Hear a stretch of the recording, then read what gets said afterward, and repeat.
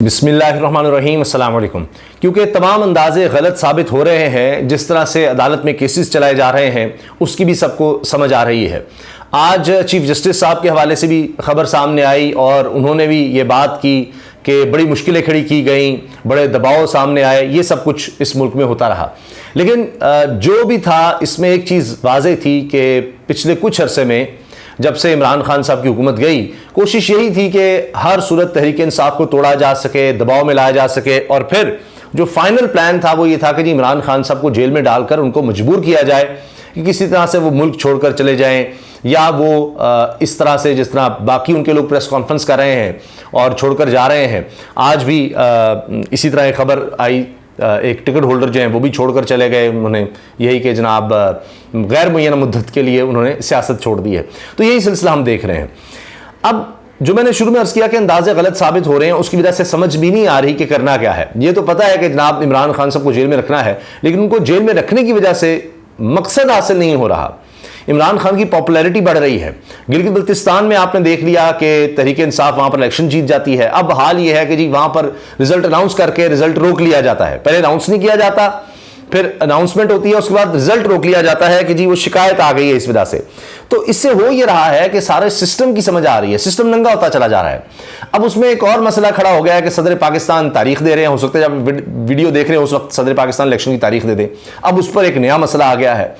इसी तरह से आप देखिए एक और बड़ी खबर आई कि एक और बड़ा इस्तीफा सामने आ गया है। अब डिप्टी चेयरमैन नैब का भी इस्तीफा आ गया है। पहले प्रोसिक्यूटर का आया था और अब जनाब डिप्टी चेयरमैन का भी इस्तीफा आ गया है। तो ये सिस्टम हिल के रह गया हुआ है, क्योंकि आप इसको जिस तरह होता कहते हैं ओवरहीट कर दिया है कि हर तरफ सिर्फ और सिर्फ सारे इदारे ये है कि जी इमरान खान जो है उसको तहरीक इंसाफ को तोड़ना है, बस ये इसी काम पे लग गए हैं सब। अब दो बातें हो रही हैं। एक तो यह कि जी चेयरमैन नैब, डिप्टी चेयरमैन नैब का इस्तीफा, उसकी वजह यह है, और पहले प्रोसिक्यूटर का भी, कि जनाब अब दूसरों का भी एहतसाब करना है। एक तो यह है, ये बात कही जा रही है कि शायद पीपल्स पार्टी और नून लीग के लोगों का भी करना है। तो ये लोग जिस तरह से लगाए गए थे या मौजूद थे, तो इनकी थोड़ी ये कहना चाहिए कि हमदर्दियाँ या हो सकता है कि उस तरह से काम ना कर रहे हों। दूसरा यह कि जी इमरान खान साहब के खिलाफ आपने देखा कि चेयरमैन नैब साबिक थे आफ्ताब सुल्तान साहब, उन्होंने इनकार कर दिया था, जबकि वो मियां नवाज शरीफ साहब के बड़े करीबी समझे जाते थे। उन्होंने जब इनकार कर दिया था कि जी मेरे से गलत काम करवाने की कोशिश हो रही, मैं नहीं कर सकता, तो इस्तीफा देकर चले गए। ये भी कहानी है कि जिस तरह सारी दुनिया के सामने आ गया कि अब ये अलकादिर ट्रस्ट में भी कुछ नहीं रखा, और जिस तरह आपने देख लिया कि इससे पहले तोशाखाना केस खराब हुआ और सबको समझ आ गई कि उसमें क्या बना है। अब साइफर केस है, उसमें भी कुछ नहीं हो सकता। तो लिहाजा अब ये लोग खुद ही छोड़ छोड़ कर जा रहे हैं कि जी हम जरूर बदनाम हो, कहीं ना कहीं तो बदनामी होगी।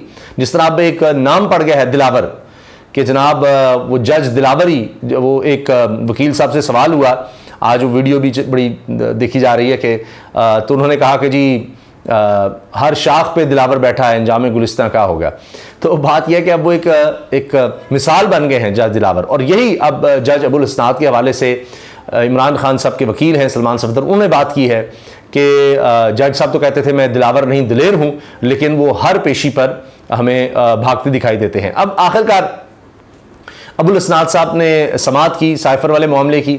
एक तो ये था कि दूसरी तरफ से हुकूमत की तरफ से जो वकला थे वो एक चाहते थे कि जी किसी तरह ये इसकी समाअत ही नहीं, ये यानी जो जमानत की दरखास्त है वो काबिल समाअत ही नहीं है। लेकिन एक तो ये रिलीफ इमरान खान से मिला कि जी काबिल समाअत करार दिया गया। दूसरा तौहीन अदालत की कार्रवाई, तौहीन अदालत की कार्रवाई की दरखास्त दे दी थी अटक जेल के सुपरिटेंडेंट के खिलाफ, और उसमें यह था कि जी खुद अदालत ने जब ये कहा था कि जी इमरान खान साहब के बच्चों से उनकी बात करवाई जाए, तो वो नहीं किया गया। अब अंदाज़ा लगाएं, इमरान खान साहब की बहन भी आ जाएं साइफर केस में, उन्होंने भी मीडिया से बात की और उसमें उन्होंने कहा कि जी इमरान खान साहब बिल्कुल ठीक हैं, उनकी सेहत ठीक है, और बार बार उस पर फोकस देती रही कि वो बीमार नहीं हुए, वो बीमार नहीं हुए। इससे साबित होता है कि अब ये कोई ये कदम ना उठाए कि उनको बीमार किया जाए। ये वो इस तरह की बात कर रही थी और कह रहे थे कोई बीमार नहीं है, वरना यह है कि जी लोग तो बीमार होकर बाहर भाग जाते हैं, यहाँ पर जजेस बीमार हो रहे हैं।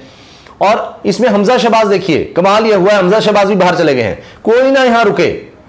अब ये इस्तीफा जो है कोई और आ जाए, पता नहीं कुछ इस तरह का हो, चाहे दिखावे के लिए हो, कुछ केसेस बन सकें।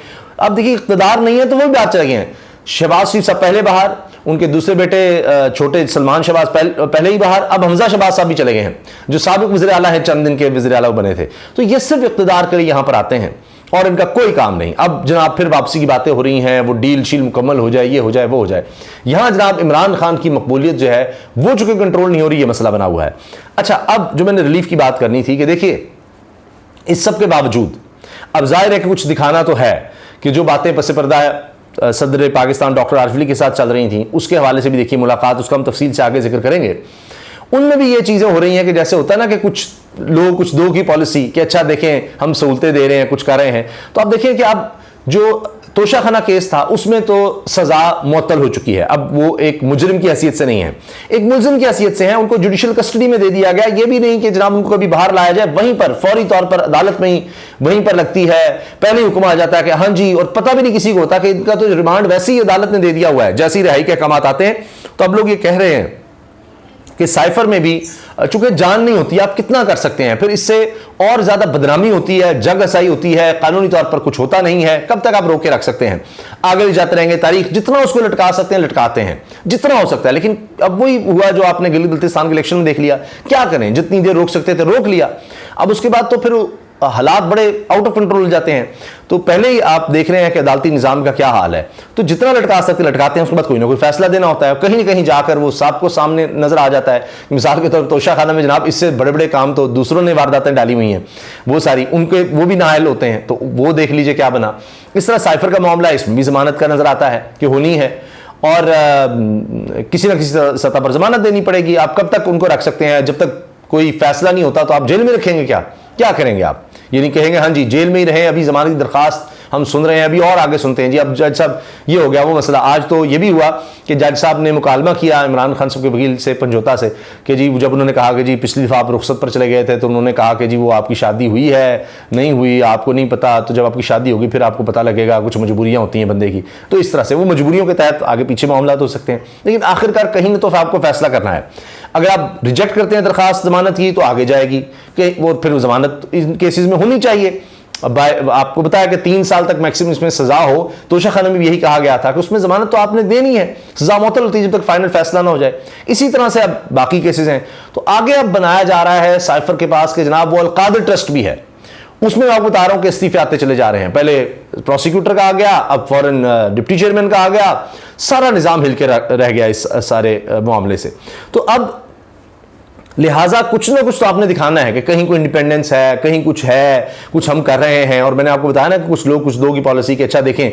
अब इमरान खान साहब के वकला ने तौहीन अदालत की कार्रवाई की दरखास्त कर दी सुप्रिटेंडेंट जेल के खिलाफ कि भाई उन्होंने बात नहीं करवाई बच्चों से, उस पर जवाब तलब कर लिया गया 15 सितंबर तक। और अब आगे जो जमानत की दरखास्त है वो 14 सितंबर को चली गई है। 15 सितंबर तक ना सिर्फ ये कि जवाब तलब किया गया है सुप्रिटेंडेंट से, बल्कि यह भी कहा गया है कि अदालत का जो पहला हुक्म है उस पर पूरी तरह से अमल करवाया जाए। इमरान खान साहब की उनके बच्चों से, दोनों बेटों से बात करवाई जाए और वीडियो कॉल यानी व्हाट्सएप वीडियो कॉल के जरिए भी उनकी बात करवाई जाए, ये नहीं कि सिर्फ ऑडियो के जरिए। तो ये बाकायदा कहा गया है और वकील ने भी आकर बताया कि जी आपके हुक्म की खिलाफवर्जी हो रही है। लेकिन बहरहाल यहाँ कौन सा कोई इतना निज़ाम रह गया है, यहाँ हाईकोर्ट बुलाती है इस्लामाबाद के IG को और वो फिर नहीं पेश होता तौहीन अदालत की कार्रवाई में। यहाँ बहुत कुछ हो रहा है, यहाँ निज़ाम जो है बिल्कुल हिल के रह गया हुआ है और पूरी दुनिया में हमारा मजाक उड़ रहा है। तो हम मजीद कितना मजाक उड़वाएंगे अपना, और इसलिए कहीं ना कहीं जनाब रिलीफ देना पड़ता है। और वही हमें नज़र आ रहा है कि ना चाहते हुए भी इमरान खान साहब के बच्चों से उनकी बात करवानी पड़ेगी और ना चाहते हुए भी आगे भी लगता है कि साइफर में भी जमानत होगी, उसके बाद कोई केस तैयार होगा। अगर वकला कह रहे हैं कि ऐसा हो नहीं सकता, ज़्यादातर का ख्याल है कि नहीं साइफर में अगर रिहाई होती है तो फिर उनकी गिरफ्तारी बनती नहीं है, लेकिन बात यह है कुछ ना कुछ छुपा के तैयार रखा होगा वही बात। तो सिस्टम हमारा मजीद ऐसे लगेगा जैसे नंगा होता चला जा रहा है। और इससे अल्टीमेटली अगर आप देखें, ओवरऑल देखें, हमारा जिस तरह 75-76 साल गुजर गए हैं, तो अगर ये सब कुछ ना हो, जिस तरह लोग कहते हैं जी वो असेंबली में बैठना चाहिए था इमरान खान को, ये करना चाहिए, वो करना चाहिए था, अगर इमरान खान भी उसी तरह चलते रहते तो ये आज जो लोगों में शऊर आ गया, सबको समझ आ गई है कि हमारे यहाँ तो जनाब ना कोई अदालत है, ना कोई आइन है, ना कानून है, यहाँ तो बस बंद कमरों के फैसले हैं, तो उस तरह मुल्क चलता है, तो कैसे समझ आती। तो आज जो आप देख लीजिए शऊर का लेवल है, आप मीडिया देख लीजिए, सबको नजर आ जाता है कि मीडिया का क्या हाल हो गया, मेन स्ट्रीम मीडिया का, अरबों रुपए के इश्तिहार सामने आ जाते हैं, सब कुछ पता लग जाता है।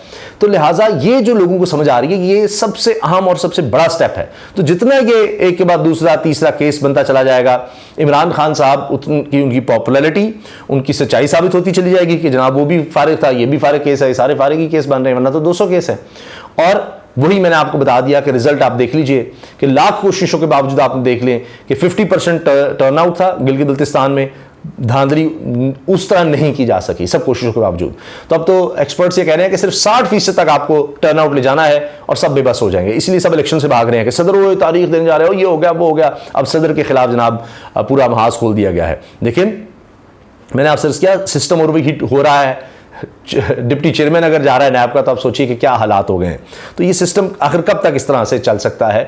तो ये इमरान खान साहब का जेल में होना, यानी कोशिश तो थी ना किस तरह बाहर चले जाएं या कोई वो डील कर लें, कुछ कर लें, वो नहीं वो कर रहे। और यही वजह है कि कहीं ना कहीं उनको रिलीफ देना भी पड़ रहा है, मजबूरन देना पड़ रहा है। और आगे चलकर भी आप देखेंगे कि जितना भी आप लटका लेंगे ये बड़ा मुश्किल हो जाएगा कि चीज़ों को उस तरह से मैनेज किया जा सके जो पूरी प्लानिंग जिस तरह बनाई गई थी। तो वो अब तक तो फेल होती चली जा रही है। देखते हैं आइंदा आगे कितना अरसा ये सब कुछ चल सकता है। तो जो भी इस हवाले से होगा, देखते हैं साइफर के केस में आगे समात में क्या होता है। क्योंकि अभी टेक्निकल, ये भी मैं आपसे अर्ज कर दूं, बड़ी अहम बात कि टेक्निकल बुनियाद पर चीज़ आगे ले जाई गई है कि जी ये फलां चीज़ बीच में नहीं, फलां चीज़ बीच में नहीं थी, ये बात की गई है और इस बुनियाद पर डेट ले लेगी। वरना आज ही अगर आप देखें जो कानूनी तौर पर इमरान खान साहब को आज ही साइफर केस में ज़मानत मिल सकती थी। इजाज़त दीजिए, अल्लाह हाफ़िज़।